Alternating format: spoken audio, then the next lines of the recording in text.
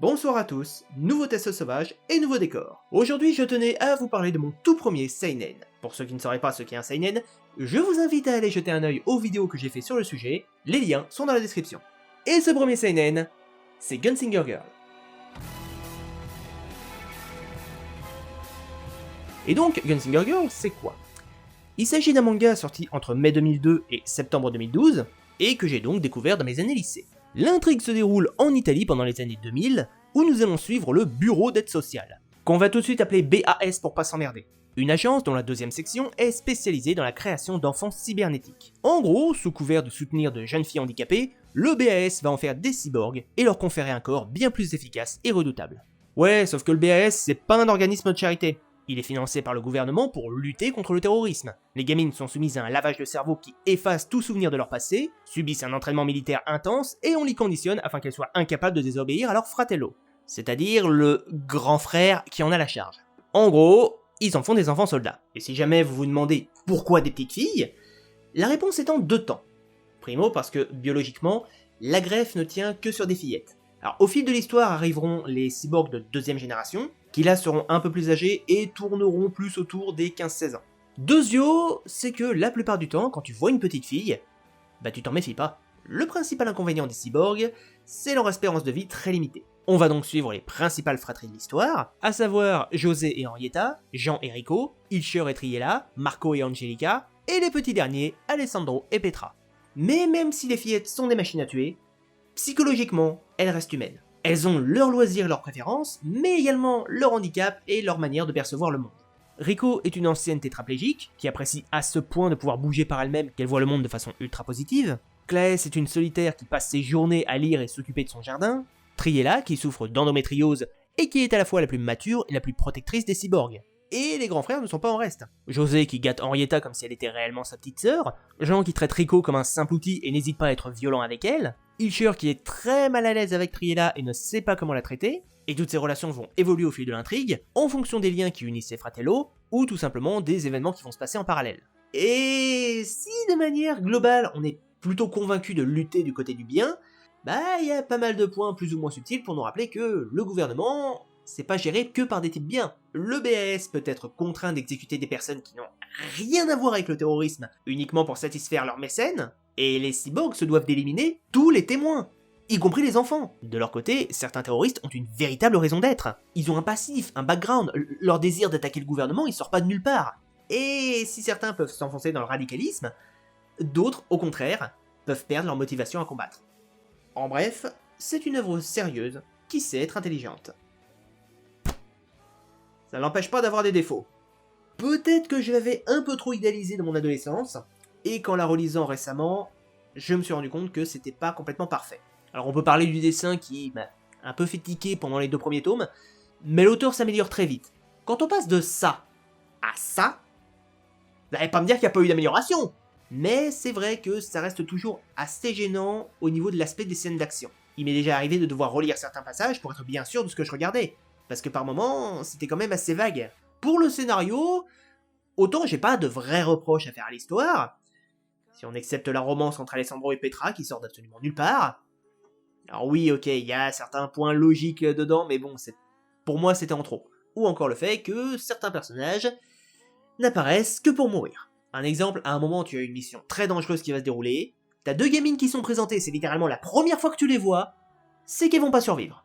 J'ai aussi un grief envers le tout dernier antagoniste. Parce que jusque-là, on passait d'un antagoniste à un autre, histoire de bien laisser entendre que le terrorisme c'est pas juste une personne, c'est toute une multitude d'individus. Sauf qu'à la fin, bah c'est limite on affronte le roi des activistes. Et le mec, c'est littéralement le Joker. Il a aucun passé, aucun background, il a juste pour objectif de foutre la merde. D'ailleurs, globalement, je pense que certaines personnalités auraient mérité d'être approfondies, et ce, même parmi les protagonistes. Du coup, je soupçonne l'auteur d'avoir un peu accéléré la fin, notamment à cause de certains retournements de situation impliquant des personnages dont t'as jamais entendu parler avant. Alors, pas que ce soit dérangeant que la série se termine en 15 tomes, parce que je vous avoue que perso j'en ai un peu ma claque des séries longues, d'autant que le mangaka a réussi à nous apporter une conclusion assez satisfaisante. Et on va passer à la question qui fâche, les adaptations. Le manga a été adapté en un animé de 2 saisons.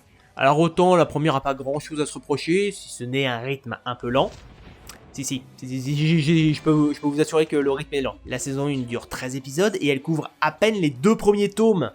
Et le rythme est plus soutenu dans les mangas. Le principal problème, il vient de la deuxième saison. Sortie 4 ans après la première, et s'attaquant à un fil rouge bien plus conséquent, niveau technique, elle a malheureusement été confiée à une bande de sagouins. Non, sérieux. Ça, c'est la saison 1.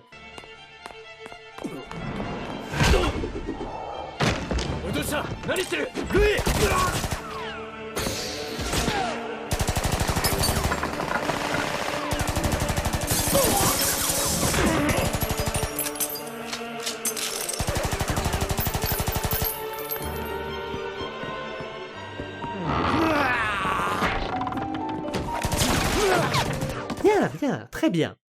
Maintenant, voyons la 2.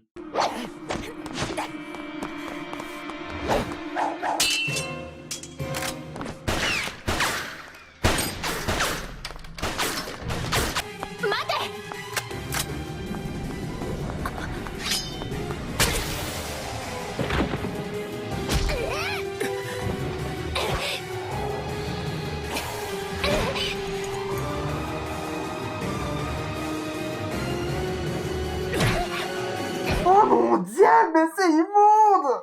Bon, en vrai, c'est pas si ignoble, mais comparé à la première, c'est un sacré rétropédalage. Il y a aussi eu un bidouillage scénaristique qui fait que tous les chapitres n'arrivent pas dans le même ordre que dans le manga, ce qui rend certains moments assez bizarres. Pour l'exemple, et ce avec un minimum de spoil, le final de la saison 1 laissait entendre que un des cyborgs était sur le point de mourir, alors que pas du tout. Elle réapparaît pendant la saison 2 sans aucune explication. Alors que dans le manga, ce fameux chapitre des étoiles filantes, c'est littéralement un des premiers où on la voit apparaître. D'ailleurs, la saison 2 a été sous-titrée Il Teatrino, le théâtre. Pourquoi? Aucune idée. Il n'y a aucun théâtre dans cette saison, je ne piche pas pourquoi ils lui ont mis ce sous-titre. La série a aussi eu droit à une trilogie de jeux vidéo sur PS2, mais qui n'ont visiblement jamais mis un pixel sur le territoire français. Bon, en même temps, c'était des rail shooters, et de ce que j'en ai vu, pas d'une qualité excessive. Mais à l'heure actuelle, si vous pouvez toujours vous débrouiller pour dégoter l'animé, pour le manga, c'est un peu plus compliqué. Toute la série est actuellement en ce qu'on appelle manque sans date, ce qui implique qu'ils sont en rupture de stock partout, et que l'éditeur a pour l'instant pas prévu de les réimprimer. Mais c'est pas un arrêt définitif de commercialisation. Si l'éditeur recevait suffisamment de commandes, ça pourrait l'inciter à réimprimer, et donc à donner un second souffle à la série. Et vous savez quoi? De tous les mangas qu'on pourrait adapter en série live, je pense que Gunslinger Girl serait un excellent candidat. Si une série comme Alice in Borderland a pu être aussi bien adaptée, je ne vois pas pourquoi Gunslinger Girl ne le pourrait pas. Parce que même si elle n'est pas parfaite, Gunslinger Girl reste un excellent premier pas dans le manga seinen. Et je pense qu'elle peut parfaitement convaincre son public. Sur ce, je pense avoir dit tout ce que j'avais à dire sur la série, je vous dis donc à la prochaine, ciao! Petit message aussi pour ceux qui voudraient des infos supplémentaires, le déménagement et les travaux étant enfin terminés, c'est bon, je peux reprendre un rythme de travail sur les vidéos normal. Donc fini le farniente, la prochaine chronique vidéoludique arrivera en septembre. Et sur ce, à la prochaine, et à bientôt à bord de l'Universalis. Freude, Chanel, Getter, Funken, Tochter, Auser, Divum. ほら。Bilbet, Reten, Feuer, Trunken, Himmlisch, Dein Heiligtum. Deine Zauber binden wieder